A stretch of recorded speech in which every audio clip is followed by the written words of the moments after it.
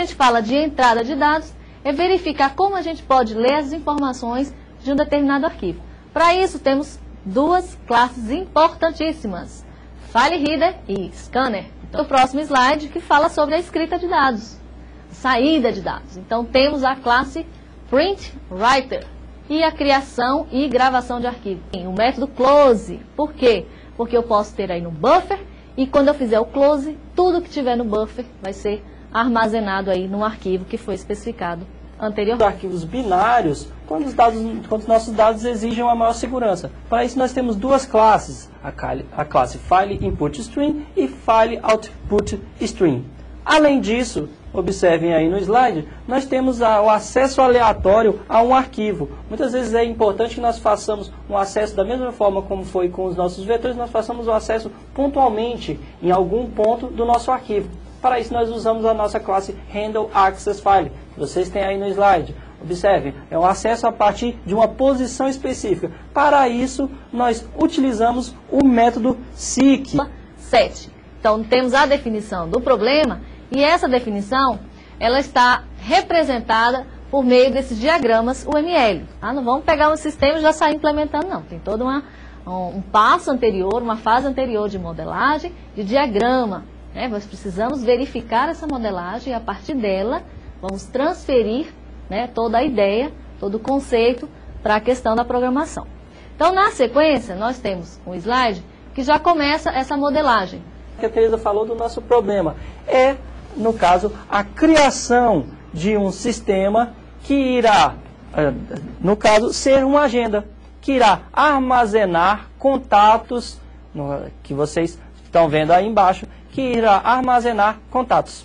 A UML, ela define que, inicialmente, se vocês observarem no tópico, vocês devem apresentar o nome da classe. Aí, no nosso caso, nós temos a agenda, da classe agenda, nós temos uma entrada que é do tipo scanner, no caso, será um atributo da classe agenda do tipo scanner.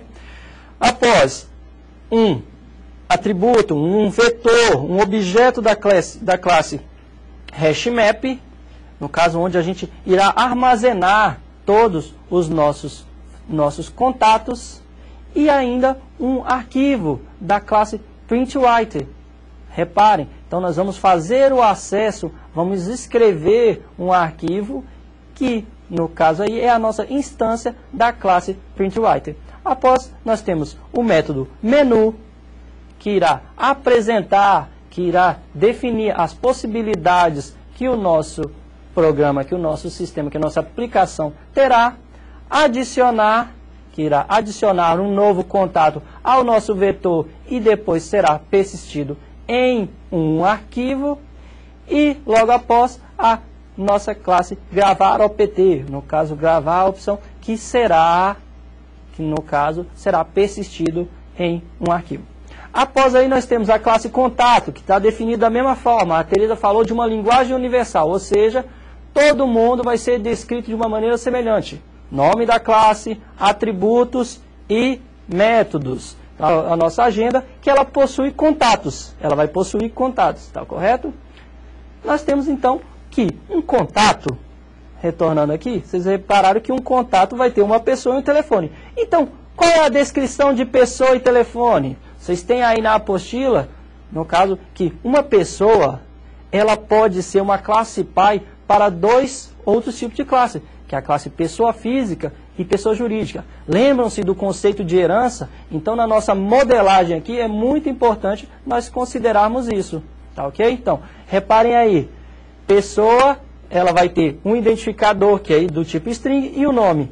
Reparem que nós estamos também utilizando os métodos set e get. Então, nós não fazemos o acesso direto, tentamos em todo momento não fazer o acesso direto ao identificador. Então, reparem aí, abaixo nós temos as nossas subclasses de pessoa, pessoa física e pessoa jurídica. Com isso, pessoal, nós conseguimos modelar, nós conseguimos descrever todo um problema. Então, vamos observar aí os códigos que nós temos. Vocês têm aí na apostila de vocês o código. Vamos dar uma observada, então? Vamos colocar para rodar aí? Então, observem.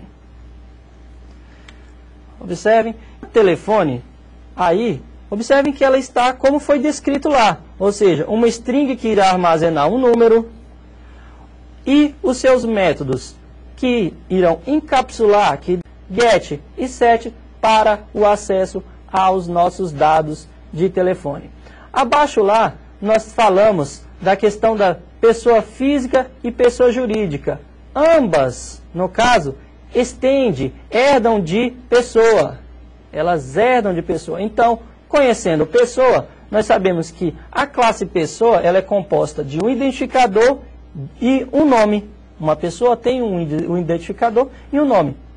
A partir disso, aí foram declarados os métodos set e get. Quando nós mencionamos a herança aqui na pessoa física e na pessoa jurídica através da palavra reservada extends pessoa, reparem que na hora que nós fizermos a utilização de uma instância da classe pessoa física ou pessoa jurídica, nós não necessitamos, obviamente, de redeclarar todos os métodos e atributos da nossa classe pessoa, tá ok?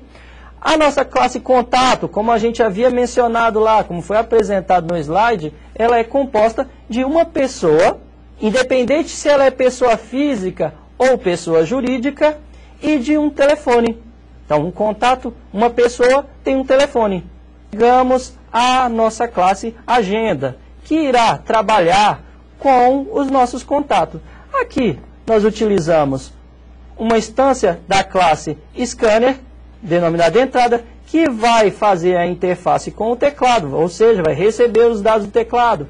Nós também mencionamos do nosso vetor lá dinâmico, uma lista de contatos que é do tipo hashmap, então será redimensionado e possibilitará que nós façamos um acesso direto ao identificador.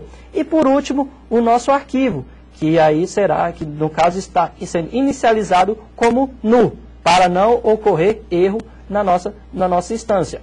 Após isso, nós temos aí no nosso método principal main, onde nós realizaremos a abertura do arquivo agenda.txt, no caso para a escrita, e chamaremos o método menu. Nosso método menu vai apenas aí definir as opções que estarão disponíveis para se trabalhar, conforme está apresentado aí na apostila de vocês. Então, no caso, nós vamos executar daqui a pouco e essas opções serão apresentadas. Depois aí nós temos o método adicionar que, no caso, instancia um novo contato e instancia um novo telefone. No momento da instanciação do contato, nós falamos lá que nós tínhamos que definir uma pessoa. Mas vocês lembram que quando a gente falou que uma subclasse é uma superclasse?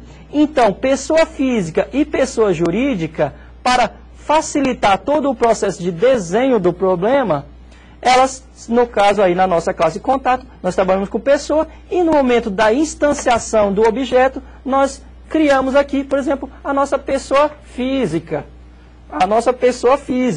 E aí, depois, conforme é apresentado aí na tela, nós entramos com os valores para se trabalhar ou com pessoa física ou com pessoa jurídica. Isso é um aspecto importante, pessoal, da orientação ao objeto. Após, nós temos só aí o trabalho de gravar, onde nós estamos falando o identificador que vai ser gravado e persistindo isso no nosso arquivo. Percebam aí que nós estamos trabalhando com arquivo, o método write para escrever no arquivo e o método close que a Teresa mencionou para que nós possamos persistir os nossos dados. Executando o nosso arquivo Java aqui, nós teremos no caso, a agenda funcionando. Pessoal, esses arquivos vão estar disponíveis, assim como os outros, lá no Ava, para que vocês possam executar, para que vocês possam trabalhar, fazer alterações. Aqui fica,